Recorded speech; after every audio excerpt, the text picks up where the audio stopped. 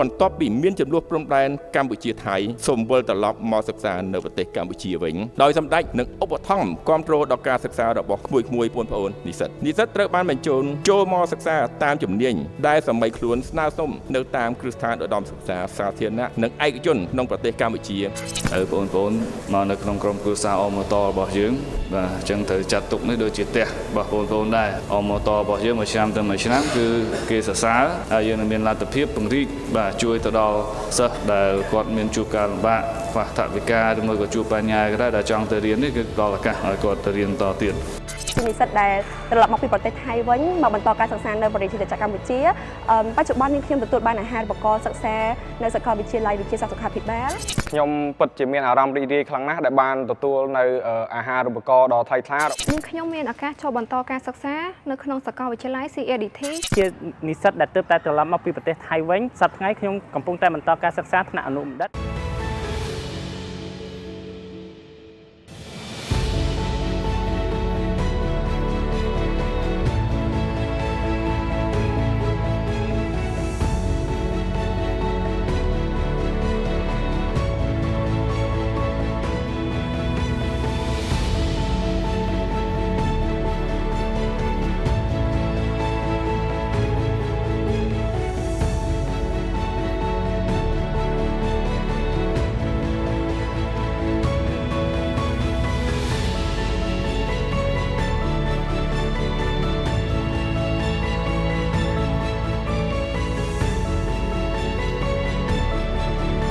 បន្តទៅទៀតនេះខ្ញុំសូមគោរពអញ្ជើញវត្តមានរបស់អាដាមឡាវ៉ាន់ប្រធានការិយាល័យគ្រឹះស្ថានសិក្សានៃគណៈកម្មាធិការអាហារូបករណ៍សិស្សនិស្សិតក្រីក្រសម្ដេចអគ្គមហាសេនាបតីតេជោហ៊ុនសែននិងសម្ដេចគតិប្រិទ្ធបណ្ឌិតផ្ដល់កិត្តិយសផ្ដល់នូវរបាយការណ៍ស្វាគមន៍ជូនអង្គពិធីសូមគោរពអញ្ជើញ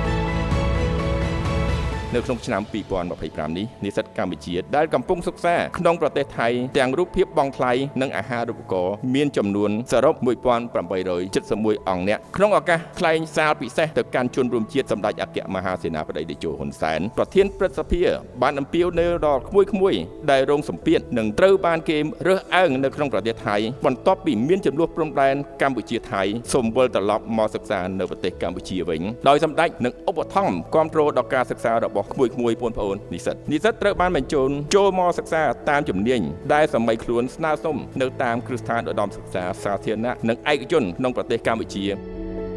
ខ្ញុំបាទសូមគោរពអញ្ជើញអាយដាមសុពុទ្ធិវុឌ្ឍអនុប្រធានគណៈកម្មាធិការអាហារូបករណ៍សិស្សនិស្សិតក្រីក្រសម្ដេចអគ្គមហាសេនាបតីតេជោហ៊ុនសែននិងសម្ដេចគតិប្រិទ្ធបណ្ឌិតមេត្តាផ្ដល់កិត្តិយសដល់ខ្ពង់ខ្ពស់មានមតិសំណេះសំណាលក្នុងអង្គវិធីទាំងមូល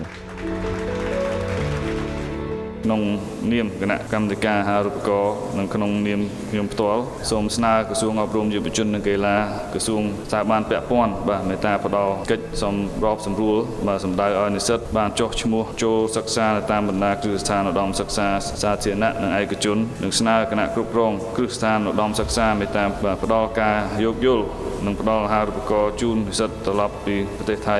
មកបន្តការសិក្សានៅកម្ពុជាបាទក្រោមអាហារូបករណ៍ដ៏ថ្លៃថ្លារបស់សម្ដេចអគ្គមហាសេនាបតីតេជោហ៊ុនសែននិងសម្ដេចគតិប្រិទ្ធបណ្ឌិតបាទហើយបងប្អូនមកនៅក្នុងក្រុមគ្រួសារអមតរបស់យើងបាទអញ្ចឹងត្រូវចាត់ទុកនេះដូចជាផ្ទះរបស់បងប្អូនដែរអមតរបស់យើងមួយឆ្នាំទៅមួយឆ្នាំគឺគេសរសើរហើយយើងនឹងមានលទ្ធភាពពង្រីកបាទជួយទៅដល់សិស្សដែលគាត់មានជួបការលំបាកខ្វះថវិកាឬមួយក៏ជួបបញ្ហាក៏ដែរដែលចង់ទៅរៀននេះគឺផ្ដល់ឱកាសឲ្យគាត់ទៅរៀនតទៀតរៀននៅបកែទៀតបាទព្រោះថាបាទគាត់កាន់តែបកែគាត់កាន់តែជោគជ័យសម្ដេចតេជោនិងសម្ដេចគតិប្រិទ្ធបណ្ឌិតកាន់តែសប្បាយចិត្ត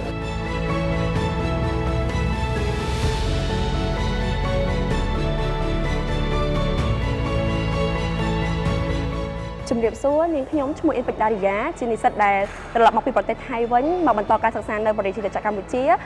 បច្ចុប្បន្ននេះខ្ញុំទទួលបានអាហារូបករណ៍សិក្សានៅសាកលវិទ្យាល័យវិទ្យាសាស្ត្រសុខាភិបាលក្រោមអាហារូបករណ៍សម្ដេចអគ្គមហាសេនាបតីតេជោហ៊ុនសែននិងសម្ដេចគតិប្រិទ្ធបណ្ឌិតតាមរយៈសម្ដេចមហាបវរធិបតីហ៊ុនម៉ាណែតនិងលោកជំទាវបណ្ឌិតពេជ្រច័ន្ទមុនីនាងខ្ញុំពិតជាមានអារម្មណ៍រំភើបនិងរីករាយយ៉ាងក្រៃលែងដែលរដ្ឋាភិបាលបានជួយសម្រួលនិងផ្ដល់ឱកាសអាហារូបករណ៍ដល់និស្សិតគ្រប់រូបអាចត្រឡប់ចូលមកសិក្សានៅប្រទេសកម្ពុជាយើងវិញ ខ ខ្ញុំពិតជាមានអារម្មណ៍រីករាយខ្លាំងណាស់ដែលបានទទួលនៅអាហារូបករណ៍ដ៏ថ្លៃថ្លារបស់សម្ដេចអគ្គមហាសេនាបតីតេជោហ៊ុនសែននិងសម្ដេចគតិប្របណ្ឌិតប៊ុនរនីហ៊ុនសែនតាមរយៈសម្ដេចមហាបវរធិបតីហ៊ុនម៉ាណែតនិងលោកជំទាវបណ្ឌិតពេជ្រច័ន្ទមនីដោយទទួលបានអាហារូបករណ៍រយៈពេល4ឆ្នាំពេញសម្រាប់ថ្លៃសិក្សានៅប្រទេសកម្ពុជា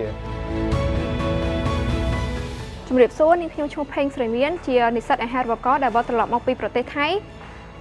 ដែលទទួលបាននៅឱកាសអាហារូបករណ៍ចូលបន្តការសិក្សានៅសាកលវិទ្យាល័យ CADT ការដែលទទួលបានអាហារូបករណ៍នាងខ្ញុំពិតជាមានសេចក្តីសោមនស្សរីករាយជាខ្លាំងនាងខ្ញុំពិតជាមានអារម្មណ៍កក់ក្ដៅដែលទទួលបានការយកចិត្តទុកដាក់ក្រោមការដឹកនាំរបស់សម្ដេចមហាបវរធិបតីហ៊ុនម៉ាណែតនាងខ្ញុំមានឱកាសចូលបន្តការសិក្សានៅក្នុងសាកលវិទ្យាល័យ CADT ក្នុងក្របខ័ណ្ឌអាហារូបករណ៍របស់សម្ដេចអគ្គមហាសេនាបតីតេជោហ៊ុនសែននិងសម្ដេចគតិប្រិទ្ធបណ្ឌិតតាមរយៈសម្ដេចមហាបវរធិបតីហ៊ុនម៉ាណែតនិងលោកជំទាវបណ្ឌិតពេជ្រច័ន្ទមនី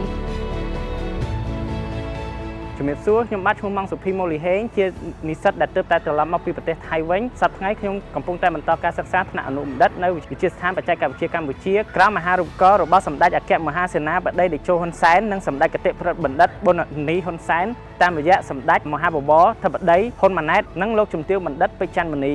ចំពោះថ្ងៃនេះផងដែរខ្ញុំពិតជាមានអារម្មណ៍ថាសប្បាយរីករាយនិងទទួលបានភាពកក់ក្ដៅដោយទទួលបានការយកចិត្តទុកដាក់ពីសំណាក់រាជរដ្ឋាភិបាលដែលផ្ដល់អាហារូបករណ៍ឲ្យខ្ញុំដែលអាចឲ្យខ្ញុំបន្តការសិក្សានៅក្នុងមាតុប្រទេសរបស់ខ្ញុំវិញតាមរយៈអាហារូបករណ៍ដ៏ថ្លៃថ្លារបស់សម្ដេចជាចុងក្រោយនេះខ្ញុំសូមអរគុណដល់រាជរដ្ឋាភិបាលក៏ដូចជាសម្ដេចដែលបានផ្ដល់ឱកាសអាហារូបករណ៍និងយកចិត្តទុកដាក់ចំពោះសុខសុវត្ថិភាពរបស់និស្សិតដែលសិក្សានៅប្រទេសថៃអាចត្រឡប់ចូលមកសិក្សានៅប្រទេសកម្ពុជាយើងវិញខ្ញុំសូមជូនពរសម្ដេចជួបនៅពុទ្ធពរទាំង4ប្រការគឺអាយុវណ្ណៈសុខៈពលៈកំបីគ្លៀងគ្លាឡើយជាចុងក្រោយនេះខ្ញុំសូមជូនពរទៅដល់លោកទាំងពីរកាន់តែមានសុខភាពល្អ